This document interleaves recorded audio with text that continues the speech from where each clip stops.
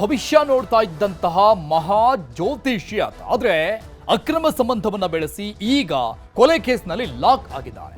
ಪ್ರಖ್ಯಾತ ಜ್ಯೋತಿಷಿ ಕಮಲಾಕರ್ ಭಟ್ ಅರೆಸ್ಟ್ ಆಗಿರೋದು. ಕೊಲೆ ಹಲ್ಲೆ ಕೇಸ್ಗೆ ಸಂಬಂಧಪಟ್ಟಂಗೆ ಮಹಿಳೆ ಜೊತೆಗೆ ಅನೈತಿಕ ಸಂಬಂಧ, ಅಕ್ರಮ ಸಂಬಂಧವನ್ನ ಹೊಂದಿದೆ. ಇದಾದ್ಮೇಲೆ ಗಲಾಟೆ ಆಯಿತು. ಗಲಾಟೆ ಬಳಿಕ ಕೊಲೆ ಆಗಿದೆ. ಈ ಕೊಲೆ ಆರೋಪದಲ್ಲಿ ಜ್ಯೋತಿಷಿ ಕಮಲಾಕರ್ ಭಟ್ ಬಂಧನ ಆಗಿದೆ. ಪ್ರಖ್ಯಾತ ಜ್ಯೋತಿಷಿ ಮಹಿಳೆ ಜೊತೆ ಅನೈತಿಕ ಸಂಬಂಧದ ಹಿನ್ನೆಲೆಯಲ್ಲಿ ಈ ವಿಚಾರ ಗೊತ್ತಾದ ನಂತರದಲ್ಲಿ ಗಲಾಟೆ ಆಗಿದೆ. ಈ ಗಲಾಟೆ ವಿಕೋಪ ತಿರುಗಿ ಕೊಲೆ ಅಂತ್ಯ ಆಗಿದೆ. ಕೊಲೆ ಆರೋಪದಲ್ಲಿ ಜ್ಯೋತಿಷಿ ಕಮಲಾಕರ್ ಭಟ್ ಬಂಧನ ಆಗಿರುವುದು. ಉತ್ತರ ಕನ್ನಡ ಜಿಲ್ಲೆಯ ಸಿದ್ದಾಪುರ ಪೊಲೀಸರಿಂದ ಜ್ಯೋತಿಷಿಯನ್ನ ಬಂಧಿಸಲಾಗಿದೆ. ಮಹೇಶ್ ನಾಯ್ಕ್ ಪತ್ನಿ ಸುಚಿತ್ರಾ ಅನ್ನೋರ ಜೊತೆಗೆ ಈ ಜ್ಯೋತಿಷಿ ಅನೈತಿಕ ಸಂಬಂಧವನ್ನ ಹೊಂದಿತ್ತು. ಕಮಲಾಕರ್ ಭಟ್ ಪ್ರಖ್ಯಾತ ಜ್ಯೋತಿಷಿ. ಮಹೇಶ್ ನಾಯ್ಕ್ ಮೇಲೆ ಹಲ್ಲೆಗೆ ಈ ಸುಚಿತ್ರಾ ಮತ್ತು ಗ್ಯಾಂಗ್, ಅಂದ್ರೆ ಪತಿ ಮೇಲೆ ಸುಚಿತ್ರಾ, ಮಹೇಶ್ ನಾಯ್ಕ್ ಮತ್ತು ಸುಚಿತ್ರಾ ಗಂಡ ಹೆಣ್ಣು, ಈ ಗ್ಯಾಂಗ್ ಯತ್ನವನ್ನು ನಡೆಸಿತ್ತು. ಅನೈತಿಕ ಸಂಬಂಧ ಹೊಂದಿದ್ದ ಜ್ಯೋತಿಷಿ ಕಮಲಾಕರ್ ಭಟ್ ಸೇರಿದಂಗೆ ಉಳಿದಂತವರು ಸಹಚರರು, ಸುಚಿತ್ರಾ ಮತ್ತು ಆಕೆಯ ತಂದೆ ಸೇರಿದಂಗೆ ಇನ್ನೊಂದು ಗುಂಪೇ ಇದೆ. ಎಲ್ಲರೂ ಸೇರಿ ಮಹೇಶ್ ನಾಯ್ಕ್ ಮೇಲೆ ಹಲ್ಲೆಗೆ ಮುಂದಾಗ್ತಾರೆ. ಈ ವೇಳೆ ಮಹೇಶ್ ನಾಯ್ಕ್ ರಕ್ಷಣೆಗೆ ಬಂದಂತ ಅವರ ಅಣ್ಣ ವಸಂತ್ ನಾಯ್ಕ್ ಅವರ ಮೇಲೆ ಹಲ್ಲೆ ಆಗ್ಬಿಡುತ್ತೆ. ವಸಂತ್ ನಾಯ್ಕ್ ಕೊಲೆಯಾಗಿದೆ. ಈಗ ಕೊಲೆ ಸಂಬಂಧಪಟ್ಟಂಗೆ ಕಮಲಾಕರ್ ಭಟ್ ಸೇರಿ ಒಟ್ಟು 7 ಜನರ ಬಂಧನ ಮಾಡಲಾಗಿದೆ. ಈ ಕೇಸ್ನಲ್ಲಿ ಒಟ್ಟಾರೆಯಾಗಿ 7 ಜನರ ಬಂಧನ ಆಗಿದೆ. ಕಮಲಾಕರ್ ಭಟ್ ಜ್ಯೋತಿಷ್ಯ ಕಾರ್ಯಕ್ರಮದ ವಿಡಿಯೋ ನಾವು ತೋರಿಸ್ತಾ ಇದ್ದೀವಿ. ಪ್ರಖ್ಯಾತ ಜ್ಯೋತಿಷಿ ಅಂತ ಮನೆ ಮಾತಾಗಿದ್ದಂಥ ವ್ಯಕ್ತಿ. ಮೃತ ವಸಂತ ನಾಯ್ಕ್ ತಮ್ಮನನ್ನ ಈ ಹಲ್ಲೆಯಿಂದ ಪಾರು ಮಾಡೋಕೆ ಬಂದಂಥ ವ್ಯಕ್ತಿ ಮಹೇಶ್ ನಾಯ್ಕ್. ಸುಚಿತ್ರಾ ಅವರ ಗಂಡ. ಸಿದ್ದಾಪುರ ಪೊಲೀಸರಿಂದ ಈ ಪ್ರಕರಣಕ್ಕೆ ಸಂಬಂಧಪಟ್ಟಂಗೆ ಒಟ್ಟಾರೆಯಾಗಿ ಈಗ 7 ಜನರ ಬಂಧನ ಮಾಡಲಾಗಿದೆ. ಜ್ಯೋತಿಷಿ ಕಮಲಾಕರ್ ಭಟ್, ಮಹೇಶ್ ನಾಯ್ಕ್ ಪತ್ನಿ ಸುಚಿತ್ರಾ ಮತ್ತು ಸುಚಿತ್ರಾ ತಂದೆ ಲೋಕನಾಥ್. ಈ ಮಹಿಳೆಯ ತಂದೆ ಕೂಡ ಇದ್ದಾರೆ ಈ ಪ್ರಕರಣದಲ್ಲಿ. ಇನ್ನುಳಿದಂಗೆ 4 ಜನ ಸಹಚರರು. ಒಟ್ಟಾರೆಯಾಗಿ 7 ಜನರ ಬಂಧನ ಆಗಿದೆ. ಕೊಲೆ ನಡೆದ 24 ತಾಸಿನೊಳಗೆ 7 ಆರೋಪಿಗಳ ಬಂಧನ ಮಾಡಿರೋದು. ಡೀಟೇಲ್ಸ್ ಕೊಡ್ತಾರೆ ನಮ್ಮ ಪ್ರತಿನಿಧಿ ದರ್ಶನ್ ನಾಯಕ್ ಸಂಪರ್ಕದಲ್ಲಿದ್ದಾರೆ. ದರ್ಶನ್, ಈ ಕೊಲೆ ಪ್ರಕರಣಕ್ಕೆ ಸಂಬಂಧಪಟ್ಟಂಗೆ ಟೋಟಲಿ ಈಗ 7 ಜನರ ಬಂಧನ ಆಗಿರುವಂಥದ್ದು. ಮುಂದಿನ ಕಾನೂನು ಪ್ರಕ್ರಿಯೆಗಳು ಇಲ್ಲಿವರೆಗೂ ಏನು ಆಗಿದೆ?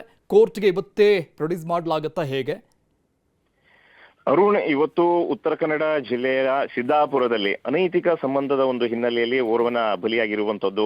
ಇದು ಉತ್ತರ ಕನ್ನಡ ಜಿಲ್ಲೆಯ ಸಿದ್ದಾಪುರದಲ್ಲಿ ನಡೆದಿರತಕ್ಕಂಥ ಘಟನೆ. ನಿನ್ನೆ ತಡರಾತ್ರಿ ನಡೆದಿರುವಂತಹ ಒಂದು ಘಟನೆ ನಡೆದ 24 ಗಂಟೆಯೊಳಗೆ 7 ಆರೋಪಿತರನ್ನ ಉತ್ತರ ಕನ್ನಡ ಜಿಲ್ಲೆಯ ಸಿದ್ದಾಪುರ ಪೊಲೀಸರು ಬಂಧನವನ್ನ ಮಾಡಿರುವಂತದ್ದು. ಇವತ್ತು ಸಂಜೆ ಅಷ್ಟೊತ್ತಿಗೆ ಏನು ಕೋರ್ಟ್ಗೆ ಹಾಜರುಪಡಿಸುವಂತಹ ಎಲ್ಲಾ ರೀತಿಯಾದಂತಹ ಸಿದ್ಧತೆಗಳು ನಡೀತಾ ಇದೆ.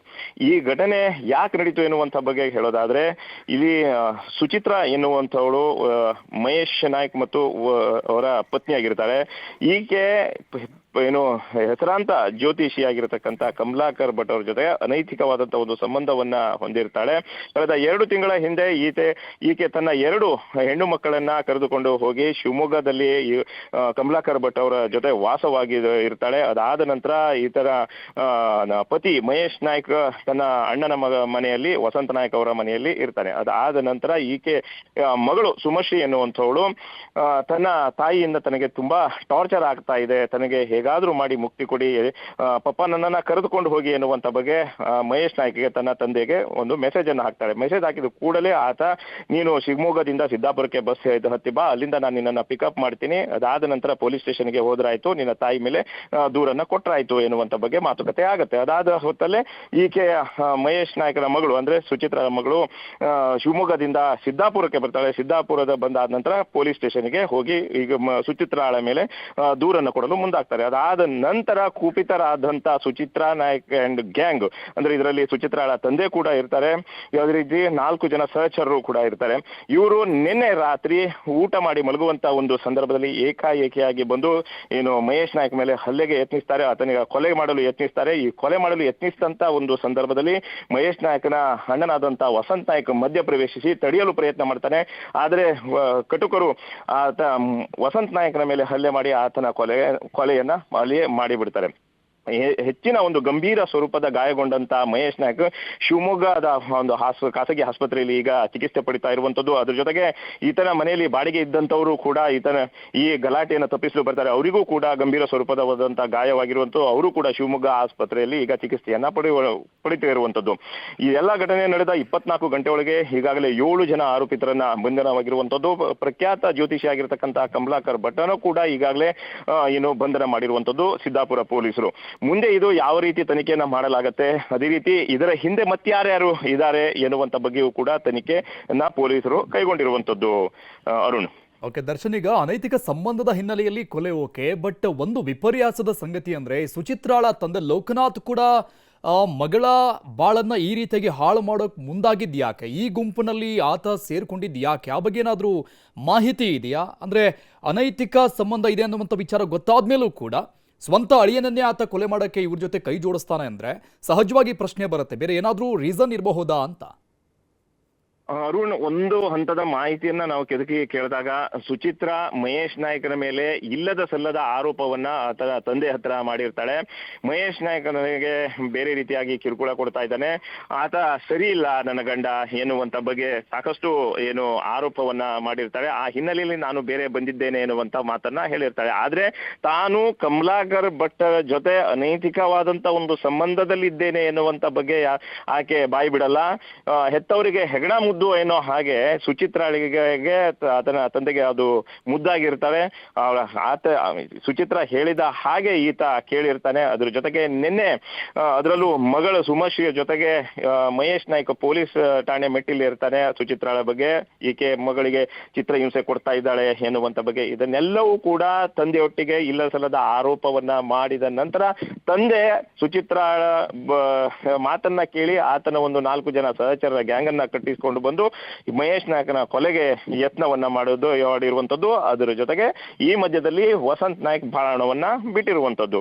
ಇದಕ್ಕೆಲ್ಲ ಮುಖ್ಯ ಕಾರಣ ಅನೈತಿಕ ಸಂಬಂಧವೇ ಮುಖ್ಯ ಕಾರಣ ಎನ್ನುವಂತ ಬಗ್ಗೆ ಪೊಲೀಸರ ಒಂದು ಪ್ರಾಥಮಿಕ ತನಿಖೆಯಿಂದಲೂ ತಿಳಿದು ಬಂದಿರುವಂತದ್ದು. ಅದರ ಜೊತೆಗೆ ಈಗ 7 ಜನರನ್ನ ಬಂಧಿಸಲಾಗಿದೆ. ಮುಂದಿನ ತನಿಖೆ ಯಾವ ರೀತಿ ಆಗತ್ತೆ ಎನ್ನುವಂಥದ್ದು ಕಾದು ನೋಡ್ಬೇಕಾಗಿದೆ. ಅರುಣ್, ದರ್ಶನ್, ಈಗ 7 ಜನ ಆರೋಪಿಗಳನ್ನ ಎಲ್ಲಿಡ್ಲಾಗಿದೆ? ಈಗಾಗಲೇ ಸಿದ್ದಾಪುರ ಪೊಲೀಸ್ ಠಾಣೆಯಲ್ಲಿ ಅವರಿಗೆ ಕಾನೂನು ಕ್ರಮವನ್ನು ಕೈಗೊಂಡಿರುವಂತದ್ದು. ಅದರ ಜೊತೆಗೆ ಈಗ ಸಿರ್ಸಿ ನ್ಯಾಯಾಲಯಕ್ಕೆ ಹಾಜರುಪಡಿಸುವಂತ ಎಲ್ಲ ಸಿದ್ಧತೆಗಳು ನಡೀತಾ ಇರುವಂತದ್ದು. ಅರುಣ್, ಥ್ಯಾಂಕ್ ಯು ದರ್ಶನ್ ಡೀಟೇಲ್ಸ್ಗೆ. ಕಮಲಾಕರ್ ಭಟ್ ಅನೈತಿಕ ಸಂಬಂಧದ ಹಿನ್ನೆಲೆಯಲ್ಲಿ ಕೊಲೆಯನ್ನ ಮಾಡಿರುವಂತಹ ಪ್ರಕರಣಕ್ಕೆ ಸಂಬಂಧಪಟ್ಟಂಗೆ ಈಗ ಪೊಲೀಸರ ಅತಿಥಿಯಾಗಿರುವಂಥದ್ದು ಮೃತ ವಸಂತ್ ನಾಯಕ್ ನಾದಿನಿ ಸುಚಿತ್ರ ತಮ್ಮನನ್ನ ರಕ್ಷಣೆ ಮಾಡೋಕೆ ಬಂದಂಥ ವ್ಯಕ್ತಿ ವಸಂತ ನಾಯಕ್, ಮಹೇಶ್ ನಾಯಕ್ ಅವರ ಅಣ್ಣ. ಮತ್ತೊಂದು ಫೋಟೋದಲ್ಲಿ ನೋಡ್ತಾ ಇರುವಂಥ ವ್ಯಕ್ತಿ ಈತ ಕೊಲೆ ಆಗಿರುವಂಥ ದುರ್ದೈವಿ. ಈ 7 ಜನರ ಗುಂಪು ಕೊಲೆ ಮಾಡೋಕೆ ಬಂದಂಥ ಸಂದರ್ಭದಲ್ಲಿ ಈ ಅಪಾಯದಿಂದ ಪಾರು ಮಾಡೋಕೆ ಬಂದಿದ್ರು. ಬಟ್ ಮಚ್ಚಿನೇಟು ಹಲ್ಲೆ ಮಾಡುವಂಥ ಸಂದರ್ಭದಲ್ಲಿ ಇವ್ರ ಮೇಲೆ ಬಿದ್ದುಬಿಟ್ಟಿದೆ. ಸೊ ಇವರೀಗ ಮೃತಪಟ್ಟಂಥ ದುರ್ದೈವಿ ಆಗಿದೆ.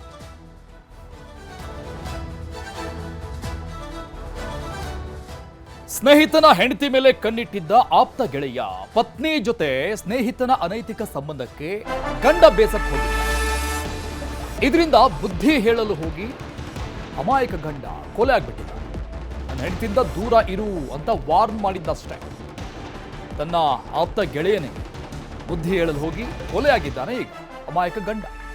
ಸೋಮಶೇಖರ ಪತ್ನಿ ಜೊತೆಗೆ ಸಂಜೀವನ ಅಕ್ರಮ ಸಂಬಂಧ ಇತ್ತು. ಈ ವಿಚಾರ ಗಂಡನಿಗೆ ಗೊತ್ತಾಗುತ್ತೆ. ಸೋಮಶೇಖರ್ಗೆ ನನ್ನ ಪತ್ನಿಯಿಂದ ದೂರ ಇರು ಅಂದಿದ್ದ ಸೋಮಶೇಖರ್ ತನ್ನ ಸ್ನೇಹಿತನಿಗೆ ಸಂಜೀವನಿಗೆ ಹೇಳಿದ್ದ. ಇದಾದ್ಮೇಲೆ ಸೋಮಶೇಖರ್ನನ್ನ ಮಾತುಕತೆಗೆ ಅಂತ ಕರೆಸಿ ಸಿಕ್ಕಾಪಟ್ಟೆ ಎಣ್ಣೆ ಕುಡಿಸಿ ಅವನನ್ನ ಕೊಲೆ ಮಾಡಲಾಗಿದೆ. ನನ್ನ ಪತ್ನಿ ಬಿಟ್ಟು ದೂರ ಇರಿದಿದ್ರೆ ಕೊಲ್ತೀನಿ ಅಂತ ಸೋಮಶೇಖರ್ ವಾರ್ನ್ ಕೂಡ ಮಾಡಿದ್ದ. ಈ ಬೆದರಿಕೆ ಹಾಕಿದ ಸ್ನೇಹಿತನಿಗೆ ಪಾರ್ಟಿ ಕೊಡಿಸಿ ಕೊಲೆ ಮಾಡಲಾಗಿದೆ. ಬಾಗಲಕೋಟೆ ಜಿಲ್ಲೆ ಬಾದಾಮಿಯ ಖಾನಾಪುರದಲ್ಲಿ ನಡೆದಂತಹ ಘಟನೆ ಇದು. ಸ್ನೇಹಿತನನ್ನೇ ಕೊಲೆ ಮಾಡಿದ್ದಾರೆ ಸ್ನೇಹಿತ. ಕಾರಣ ನನ್ನ ಹೆಂಡತಿಯಿಂದ ದೂರ ಇರು, ಇದೆಲ್ಲ ಸರಿಯಲ್ಲ ಅಂತ. ಯಾವಾಗ ಅವರಿಬ್ಬರ ಅನೈತಿಕ ಸಂಬಂಧದ ವಿಚಾರ ಈತನಿಗೆ ಗೊತ್ತಾಗುತ್ತೆ, ಗಂಡ ಸೋಮಶೇಖರನಿಗೆ ಈ ಬಗ್ಗೆ ವಾರ್ನ್ ಮಾಡ್ತಾನೆ. ದೂರ ಇಲ್ಲ ಅಂದ್ರೆ, ದೂರ ಇರದಿದ್ರೆ ನಾನೇ ನಿನ್ನನ್ನ ಕೊಂದು ಬಿಡ್ತೀನಿ ಅಂತ ವಾರ್ನ್ ಮಾಡಿದ್ದಷ್ಟೇ. ಇದಾದ್ಮೇಲೆ ಆತನನ್ನ ಮಾತುಕತೆಗೆ ಅಂತ ಒಂದು ತೋಟಕ್ಕೆ ಕರೆಸಿ ಅಲ್ಲಿ ಎಣ್ಣೆ ಪಾರ್ಟಿ ಮಾಡಿ ಹೊಟ್ಟೆ ತುಂಬ ಕೂಡಿಸಿ ಆತನನ್ನ ಕಲ್ಲಿನಿಂದ ಜಜ್ಜಿ ಕೊಲೆ ಮಾಡಿರುವಂತ ದೃಶ್ಯ ಇದು. ನನ್ನನ್ನೇ ಕೊಲ್ತೀನಿ ಅಂತ ಬೆದರಿಕೆಯನ್ನ ಹಾಕಿದ್ದ ಅನ್ನುವಂಥ ಕಾರಣಕ್ಕಾಗಿ ಆತನೇ ಈತನನ್ನ ಮುಗಿಸ್ಬಿಟ್ಟಿದ್ದಾನೆ. ಡೀಟೇಲ್ಸ್ ಕೊಡ್ತಾರೆ ನಮ್ಮ ಪ್ರತಿನಿಧಿ ಮಂಜುನಾಥ್ ಸಂಪರ್ಕದಲ್ಲಿದ್ದಾರೆ. ಮಂಜುನಾಥ್, ಈತ ಕೊಲೆ ಮಾಡ್ತೀನಿ ಅಂತ ಬೆದರಿಕೆ ಹಾಕಿದ್ದಂತ ಕಾರಣಕ್ಕಾಗಿನೇ ಸೋಮಶೇಖರ್ ಕೊಲೆಯಾಗುವಂತ ಪರಿಸ್ಥಿತಿ ಬಂದ್ಬಿಡ್ತಾ. ಆಮೇಲೆ ಯಾವಾಗ ಇವರಿಬ್ಬರ ಅನೈತಿಕ ಸಂಬಂಧದ ವಿಚಾರ ಈತನಿಗೆ ಗೊತ್ತಾಗಿದ್ದಂತೆ ಎಷ್ಟು ದಿನಗಳಿಂದ ಇದು ವಾರ್ನ್ ಕೊಟ್ಟಿದ್ದು ಈ ಕೊಲೆ ಆಗಿದ್ದಂತ ದಿನದಿಂದ ಹಿಂದೆ?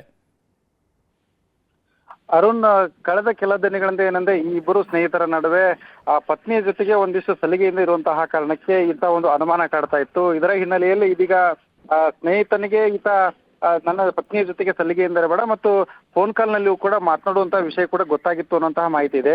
ಇದರ ಹಿನ್ನೆಲೆಯಲ್ಲಿ ಆತನಿಗೆ ಫೋನ್ ಕಾಲ್ ನಲ್ಲಿ ಮಾತಾಡಬೇಡ, ನನ್ನ ಪತ್ನಿಯೊಂದಿಗೆ ಸಲಿಗೆಯಿಂದ ಇರಬೇಡ ಅನ್ನುವಂತಹ ಹಿನ್ನೆಲೆಯಲ್ಲಿ ಆತನಿಗೆ ಬೆದರಿಕೆ ಹಾಕಿದಂತಹ ವಿಚಾರಕ್ಕೆ ಸಂಬಂಧಪಟ್ಟಂತೆ ಈ ಒಂದು ಆರೋಪಿತ ಏನಿದ್ದಾನೆ ಕಂಠಪೂರ್ತಿ ಸಾರೆಯನ್ನ ಕುಡಿಸಿ ಪಾರ್ಟಿ ಮಾಡಿ ಬಳಿಕ ಆತನನ್ನ ಕಲ್ಲು ಎತ್ತಿ ಹಾಕಿ ಕೊಲೆ ಮಾಡಿರುವಂತಹ ಘಟನೆ ಇದಾಗಿರುವಂತದ್ದು.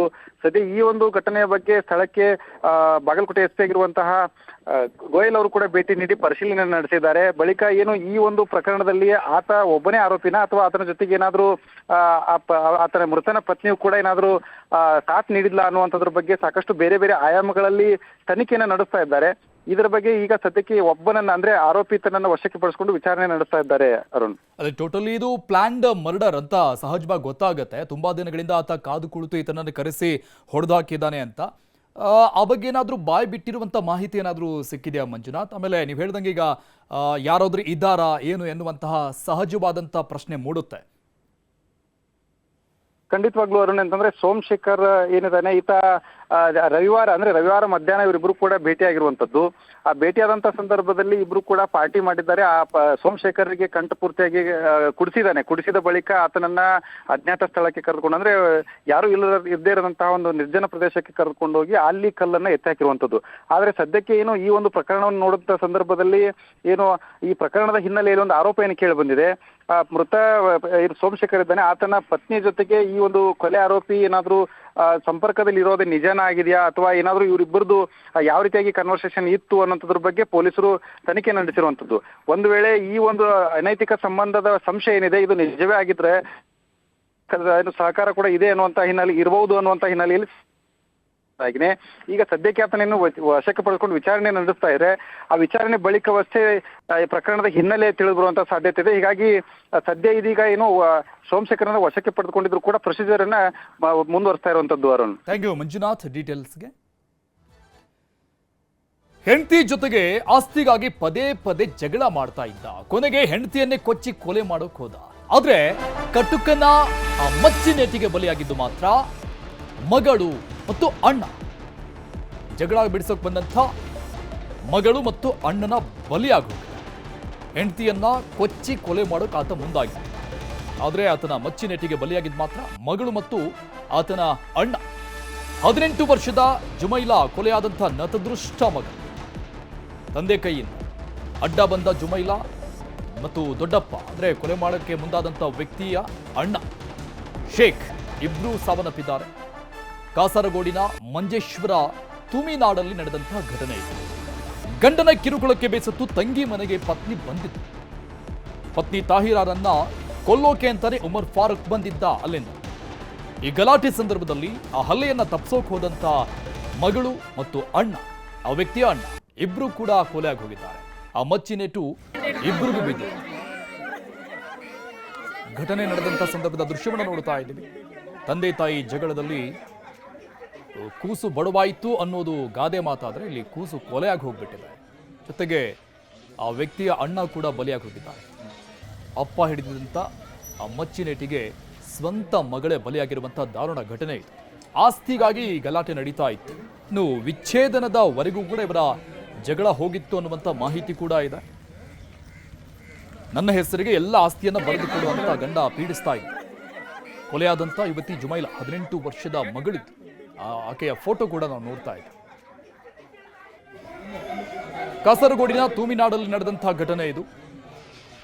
Double murder. ಆ ವ್ಯಕ್ತಿಯನ್ನೀಗ ವಶಕ್ಕೆ ಪಡೆಯಲಾಗಿದೆ. ಗಂಡನ ಕಿರುಕುಳದಿಂದ ಬೇಸತ್ತಂತಹ ಹೆಂಡತಿ ತನ್ನ ತಂಗಿ ಮನೆಗೆ ಬಂದು ಆಶ್ರಯವನ್ನು ಪಡೆದುಕೊಂಡಿದ್ದು. ಆದರೆ ಆಕೆಯನ್ನ ಕೊಲೆ ಮಾಡಲೇಬೇಕು ಅಂತ ಕಾರಣಕ್ಕಾಗಿ ಆತ ಅಲ್ಲಿಂದಾನೇ ಮಚ್ಚಿಡ್ಕೊಂಡು ಬಂದಿದ್ದ.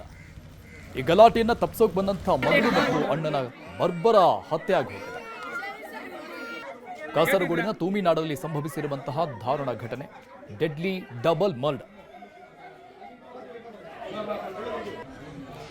ಡೀಟೇಲ್ಸ್ ಕೊಡ್ತಾರೆ ನಮ್ಮ ಪ್ರತಿನಿಧಿ ಕಿಶನ್ ಶೆಟ್ಟಿ ಸಂಪರ್ಕದಲ್ಲಿದ್ದಾರೆ. ಕಿಶನ್, ಆಸ್ತಿಗಾಗಿ ಕೊಲೆ ಅನ್ನುವಂಥ ಮಾಹಿತಿ ಏನು ಸಿಗ್ತಾ ಇದೆ, ಎಸ್ಪೆಷಲಿ ಅದೊಂದೇ ರೀಸನ್ ಅಂತ ಅನಿಸ್ತಾ ಇದೆಯಾ?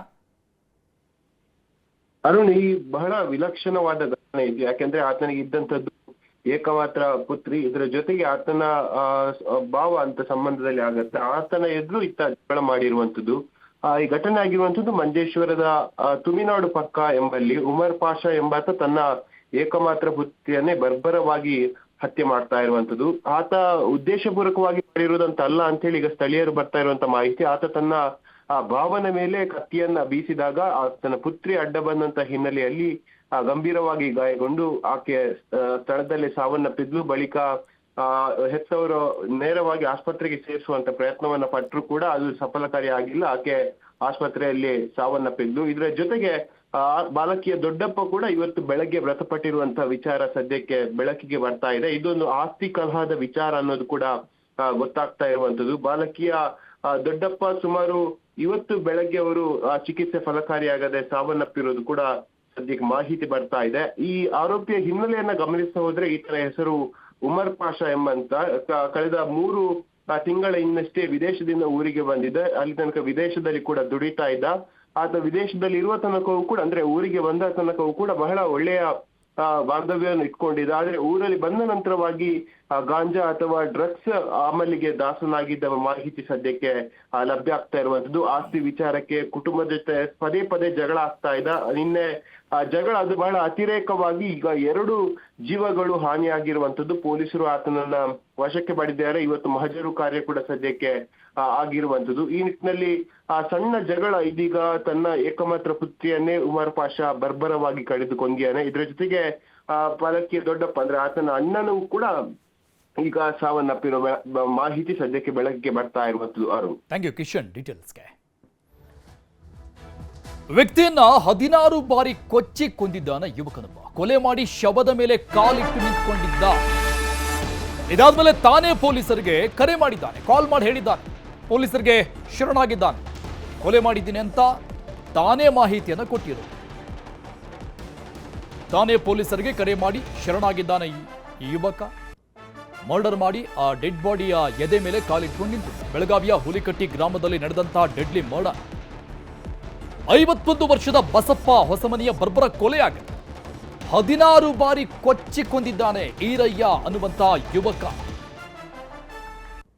ಈರಯ್ಯನ ತಾಯಿ ಈ ಬಸಪ್ಪನ ಜೊತೆಗೆ ಓಡಿ ಹೋಗಿದ್ರಂತೆ.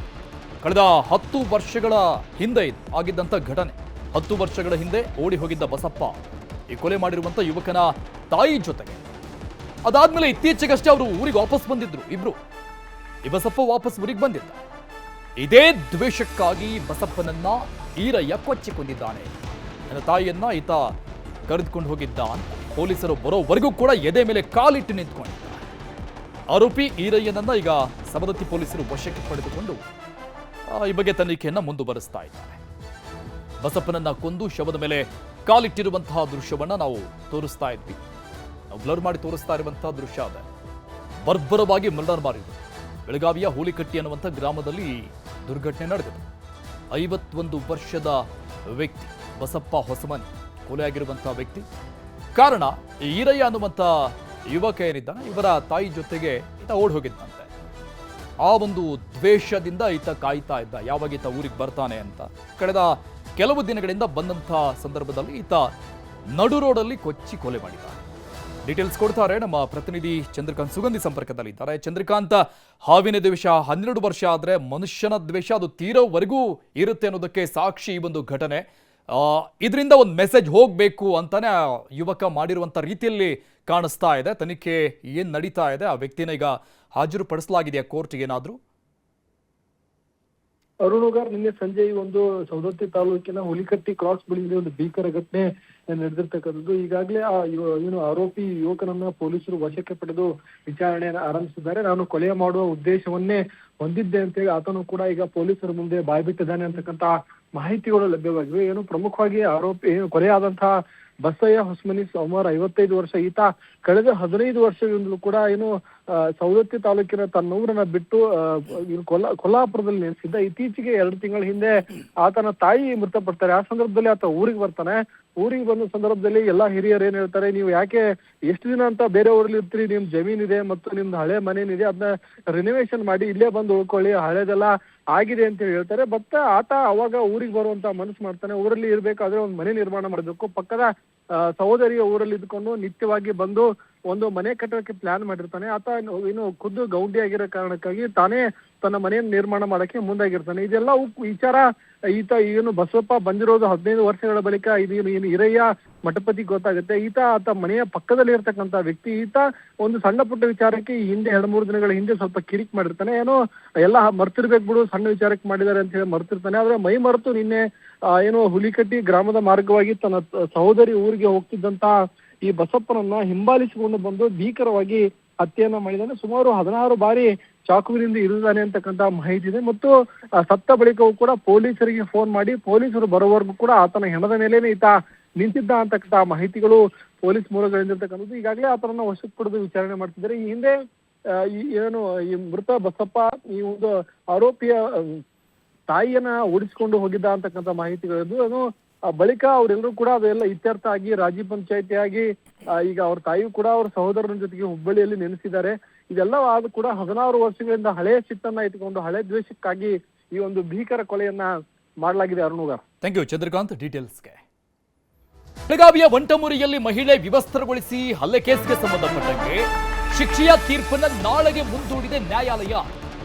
ತೀರ್ಪನ್ನ ಕಾಯ್ದಿರಿಸಲಾಗಿದೆ. ಬೆಳಗಾವಿಯ ಹೆಚ್ಚುವರಿ 10ನೇ ಜಿಲ್ಲಾ ಕೋರ್ಟ್ನಿಂದ ನಾಳೆಗೆ ಕಾಯ್ದಿರಿಸಿ ಆದೇಶವನ್ನ ಕೊಡಲಾಗಿದೆ. ಸದ್ಯಕ್ಕೆ ಬೆಳಗಾವಿಯ ಹೆಚ್ಚುವರಿ 10ನೇ ಜಿಲ್ಲಾ ಕೋರ್ಟ್ನ ಸದ್ಯದ ಆದೇಶ ಇದು. ಬೆಳಗಾವಿ ತಾಲೂಕಿನ ಹೊಸ ವಂಟುಮುರಿ ಗ್ರಾಮದ ಯುವತಿ ಮತ್ತು ಯುವಕ ಕಳೆದ ಕೆಲವು ವರ್ಷಗಳಿಂದ ಪರಸ್ಪರ ಪ್ರೀತಿ ಮಾಡ್ತಾ ಇದ್ರು. 2023 ಡಿಸೆಂಬರ್ 11ನೇ ತಾರೀಕು ಈ ದುರ್ಘಟನೆ ನಡೆದು ಹೋಗಿತ್ತು. ಆ ಹುಡುಗಿ ಪ್ರೀತಿ ಮಾಡ್ತಾ ಇದ್ರು. ಆದ್ರೆ ಯುವತಿ ಮನೆಯವರು ಒಪ್ಪಿರಲಿಲ್ಲ. ಬೇರೆ ಹುಡುಗನ ಜೊತೆ ನಿಶ್ಚಿತಾರ್ಥ ಮಾಡಿದ್ರು. ಆದ್ರೆ ಪ್ರೀತಿ ಮಾಡಿದಂತ ಹುಡುಗನ ಜೊತೆಗೆ ಹುಡುಗಿ ಮನೆ ಬಿಟ್ಟು ಹೋಗಿದ್ಲು. ಈ ಒಂದು ಜಿದ್ದಿನಿಂದ, ದ್ವೇಷದಿಂದ, ಸಿಟ್ಟಿನಿಂದ ಆ ಹುಡುಗನ ತಾಯಿಯನ್ನ ವಿದ್ಯುತ್ ಕಂಬಕ್ಕೆ ಕಟ್ಟು ಹಾಕಿ, ಇಡೀ ಊರಿನ ಮಧ್ಯಭಾಗದಲ್ಲಿ ಕಟ್ಟು ಹಾಕಿ ವಿವಸ್ತ್ರಗೊಳಿಸಿ ಕಟ್ಟು ಹಾಕಿ ಹಲ್ಲೆ ಮಾಡಿದ್ರು. ಆ ಪ್ರಕರಣಕ್ಕೆ ಸಂಬಂಧಪಟ್ಟಂಗೆ ಕೋರ್ಟ್ ಅಲ್ಲಿ ವಿಚಾರಣೆ ನಡೀತಾ ಇತ್ತು. ಈಗ ತೀರ್ಪನ್ನ ಕಾಯ್ದಿರಿಸಲಾಗಿದೆ ನಾಳೆಗೆ. ಯುವತಿಯ ಮನೆಯವರು ಇದಕ್ಕೆ ವಿರೋಧ ವ್ಯಕ್ತಪಡಿಸಿದ್ರು. ಆಗ 2023 ಡಿಸೆಂಬರ್ 11-12ನೇ ತಾರೀಕು ನಡೆದಂತ ಘಟನೆ ಇದು. ಹುಡುಗಿಯ ಮನೆಯವರು ಡಿಸೆಂಬರ್ 12, 2023ರಂದು ಮತ್ತೊಬ್ಬ ಹುಡುಗನ ಜೊತೆಗೆ ನಿಶ್ಚಿತಾರ್ಥ ಮಾಡಿದ್ರು. ಅದಾದ್ಮೇಲೆ ಆ ಹುಡುಗಿ ಮನೆ ಬಿಟ್ಟು ಹೋಗಿತ್ತು ಪ್ರೀತಿ ಮಾಡಿದಂಥ ಹುಡುಗನ ಜೊತೆಗೆ. ಇದೇ ಸಿಟ್ಟಿನಿಂದ ಆ ಹುಡುಗನ ಮನೆಗೆ ನುಗ್ಗಿ ಇಡೀ ಮನೆಯನ್ನ ಧ್ವಂಸ ಮಾಡಿದ್ರು. ಹುಡುಗಿ ಮನೆ ಕಡೆಯವರು, ಹುಡುಗಿ ಕುಟುಂಬದವರು. ಅದಷ್ಟೇ ಅಲ್ಲದೆ ಮನೆಯಲ್ಲಿದ್ದಂಥ ಹುಡುಗನ ತಾಯಿಯನ್ನ ಆ ಗ್ರಾಮದ ನಡುವೆ ಲೈಟ್ ಕಂಬಕ್ಕೆ ಕಟ್ಟು ಹಾಕಿ ವಿವಸ್ತ್ರಗೊಳಿಸಿ ಹಲ್ಲೆ ಮಾಡಿದ್ರು. ಈ ಕೇಸ್ಗೆ ಸಂಬಂಧಪಟ್ಟಂಗೆ ಈಗ ತೀರ್ಪನ್ನ ಕಾಯ್ದಿರಿಸಲಾಗಿದೆ. ಕಾಡಾನೆಗಳ ನಿರಂತರ ದಾಳಿಗೆ ಬೇಸತ್ತ ಅನ್ನದಾತರು ಅರಣ್ಯ ಇಲಾಖೆಗೆ ದೂರು ಕೊಟ್ಟರೂ ಕೂಡ ಪ್ರಯೋಜನವಿಲ್ಲ. ಬೇಸತ್ತ ರೈತರಿಂದ ಈಗ ಹೆದ್ದಾರಿಯನ್ನ ತಡೆಯಲಾಗಿದೆ. ಪ್ರತಿಭಟಿಸ್ತಾ ಇದ್ದಾರೆ, ಆಕ್ರೋಶವನ್ನ ವ್ಯಕ್ತಪಡಿಸ್ತಾ ಇದ್ದಾರೆ ಅರಣ್ಯ ಇಲಾಖೆ ಮತ್ತು ಸರ್ಕಾರದ ವಿರುದ್ಧ. ಕಾಡಾನೆಗಳ ನಿರಂತರವಾದಂತಹ ದಾಳಿ, ಕಷ್ಟಪಟ್ಟು ಬೆಳೆದಂತ ಬೆಳೆಗಳು ನಾಶ ಆಗ್ತಾ ಇದೆ. ಬಗ್ಗೆ ದೂರು ಕೊಟ್ಟರೂ ಕೂಡ ಅರಣ್ಯ ಇಲಾಖೆಯಿಂದ ಯಾವುದೇ ರೀತಿಯಾದಂಥ ಕ್ರಮ ಸ್ಪಂದನೆ ಆಗ್ತಾ ಇಲ್ಲ ಅಂತ ಬೇಸತ್ತ ರೈತರಿಂದ ಹೆದ್ದಾರಿ ತಡೆದು ಪ್ರತಿಭಟಿಸ್ತಾ ಇದ್ದಾರೆ. ಚನ್ನಪಟ್ಟಣದ ಅಮ್ಮಳ್ಳಿ ದೊಡ್ಡಿ ಸೇರಿ ಅಕ್ಕಪಕ್ಕ ಆನೆ ದಾಳಿ ಆಗ್ತಾ ಇದೆ. ಮೇಲಿನ ಮೇಲೆ ಕಬ್ಬಾಳು, ಸಾತನೂರು ರಾಜ್ಯ ಹೆದ್ದಾರಿಯನ್ನ ರೈತರಿಗೆ ತಡೆದಿದ್ದಾರೆ. ಸ್ಥಳಕ್ಕೆ ಬಂದಿದ್ದಾರೆ ಪೊಲೀಸರು. ರೈತರ ಮನವೊಲಿಕೆಗೆ ಮುಂದಾಗ್ತಾ ಇದ್ದಾರೆ. ಬಟ್ ಪ್ರತಿಭಟನಾ ನಿರತ ರೈತರು ಅದು ಯಾವುದಕ್ಕೂ ಕೂಡ ಬಗ್ತಾ ಇಲ್ಲ. ಯಾಕಂದ್ರೆ ಅದು 1-2 ದಿನಗಳ ಸಮಸ್ಯೆ ಅಲ್ಲ, ಹಲವಾರು ವರ್ಷಗಳಿಂದ ನಡೀತಾ ಇರುವಂತಹ ಸಮಸ್ಯೆ. ಈ ಸಮಸ್ಯೆಯಲ್ಲಿ ಬೆಂದು ಹೋಗ್ತಾ ಇದ್ದಾರೆ ಅನ್ನದಾತರು. ಎದೆಮಟ್ಟಕ್ಕೆ ಬೆಳೆದಂತಹ ಎಲ್ಲ ಬೆಳೆಗಳನ್ನ ಕಳೆದುಕೊಳ್ಳುವಂತಹ ಪರಿಸ್ಥಿತಿ ನಿರ್ಮಾಣವಾಗಿದೆ. ಈ ಭಾಗದಲ್ಲಿ ನಿರಂತರವಾಗಿ ಕಾಡಾನೆಗಳ ದಾಳಿ ಆಗ್ತಾನೆ ಇದೆ. ಹೀಗಾಗಿ ಅನೇಕ ಬಾರಿ ಅರಣ್ಯ ಇಲಾಖೆಗೆ ಈ ಬಗ್ಗೆ ಕಂಪ್ಲೇಂಟ್ ಅನ್ನು ಕೊಟ್ಟರೂ ಕೂಡ, ದೂರು ಕೊಟ್ಟರೂ ಕೂಡ ಅರಣ್ಯ ಇಲಾಖೆಯವರು ತಲೆನೇ ಕೆಡಿಸಿಕೊಳ್ತಾ ಇಲ್ಲ ಅಂತ ಈಗ ಹೆದ್ದಾರಿಯನ್ನ ತಡೆದು ಪ್ರತಿಭಟಿಸ್ತಾ ಇದ್ದಾರೆ. ನಾವು 15 ವರ್ಷ ಆಯಿತು ನಮ್ಮ ಕತೆ ಮುಗಿದೋಗತ್ತೆ ರೈತರಿಗೆ. ಇಲ್ಲ ಅಂದರೆ ಎಕರೆಗೆ ಒಂದು 5 ಎಕರೆಗೆ ನಮ್ಗೆ 25 ಲಕ್ಷ ಕೊಟ್ಟು 2011ರಿಂದ ಕೂಡ ಆನೆ ದಾಳಿ ಜಾಸ್ತಿ ಇದೆ. ಇಲ್ಲಿಂದ 40 ಹಳ್ಳಿಗಳು ಅಂದ್ರೆ ತೆಂಗನಕಲ್ಲು ಫಾರೆಸ್ಟ್ ಇರ್ಬೋದು, ಸಾತೂರು ಫಾರೆಸ್ಟ್ ಇರ್ಬೋದು, ಆಮೇಲೆ ಮುತ್ತತ್ತಿ, ಸಾತೂರು, ದೊಡ್ಡದಳ್ಳಿ ಫಾರೆಸ್ಟ್, ಹುಣಸಹಳ್ಳಿ ಫಾರೆಸ್ಟ್ ಅಲ್ಲಿ 48 ಆನೆಗಳು ಇಲ್ಲಿ ಬೀಳ್ಬಿಟ್ಟಿವೆ. ರೈತರು 6,000 7,000 ಎಕರೆಗಳನ್ನ ವ್ಯವಸಾಯ ಮಾಡಕ್ಕಾಗ್ತಾ ಇಲ್ಲ. ಪ್ರತಿನಿತ್ಯ ರೈತರ ಬೋರ್ವೆಲ್ನ ಕಿತ್ತಾಕ್ತಾ ಇದ್ದೇವೆ. ಬಾಳೆ ತೋಟ, ಮಾವಿನ ತೋಟ, ಈಗೆಲ್ಲ ಮಾವಿನ ಫಸಲು ಬಂದಿದೆ. ಮಾವಿನ ಫಸಲಿಗೆ ತಗೊಳ್ಳುವಂತ ವ್ಯಾಪಾರಿಗಳು ಬರ್ತಾ ಇಲ್ಲ. ತೆಂಗಿನ ಮರ ಒಂದು ಹೆಚ್ಚು ಕಮ್ಮಿ ಒಂದು 10,000 ರಿಂದ 15,000 ತೆಂಗಿನ ಮರ ನಾಶ ಮಾಡವೆ. ಈ ಅರಣ್ಯಾಧಿಕಾರಿಗಳು, ಮೇಲ್ಪಟ್ಟದ ಅಧಿಕಾರಿಗಳು ಒಂದು ವ್ಯವಸ್ಥಿತವಾದಂತ ಒಂದು ಕಾನೂನು ಮಾಡಿದರೆ ರೈತರಿಗೆ ಸಂಪೂರ್ಣವಾಗಿ ತೊಂದರೆ ಕೊಟ್ಟಿದೆ. ತಾಲೂಕು ಆಡಳಿತ ಸಂಪೂರ್ಣ ವಿಫಲಗೊಂಡಿದೆ, ಜಿಲ್ಲಾಡಳಿತ ವಿಫಲಗೊಂಡಿದೆ. 17 ವರ್ಷದಿಂದ ಈ ವಿರೂಪಾಕ್ಷಪುರ ಹೋಬಳಿನಲ್ಲಿ ಆನೆಗಳ ಕಾಟ ಜಾಸ್ತಿ ಆಗ್ಬಿಟ್ಟಿದೆ. ತೆಂಗಿನ ಮರ, ಗದ್ದೆ, ರಾಗಿ, ಭತ್ತ ಪ್ರತಿಯೊಂದು ಸೀಮೆ ಹುಲ್ತಾವಿಂದು ಹಾಳು ಮಾಡ್ತಾ ಇದೆ. ಎಲ್ಲ ಪ್ರತಿಯೊಂದು ಹಾಳು ಮಾಡಿದ್ರೆ ಸರ್ಕಾರ ನಮಗೆ ಸರಿಯಾದಂತ ಬೆಲೆ ಕೊಡ್ತಾ ಇಲ್ಲ ಅದಕ್ಕೆ.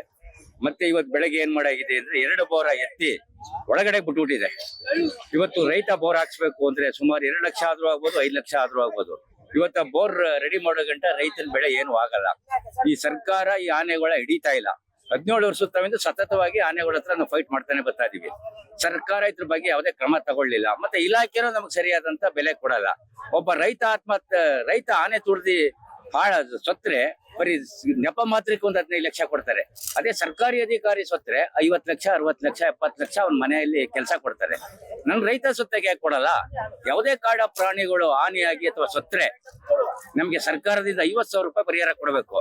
ಮತ್ತೆ ನಮ್ಮ ಬೆಲೆಗೆ ನಮ್ಮ ಇಲಾಖೆ ಏನ್ ಬೆಲೆ ಇದೆಯೋ ಅಥವಾ ತೋಟಗಾರಿಕೆ ಇರ್ಬೋದು, ಕೃಷಿ ಇರ್ಬೋದು, ಈ ಬೆಲೆನ ನಮ್ ರೈತನ ಕೊಡ್ಬೇಕು. ಆನೆ ಹಾಳು ಮಾಡಿದ್ರೆ ಇಲ್ಲ ಅಂದ್ರೆ ಇವ್ರು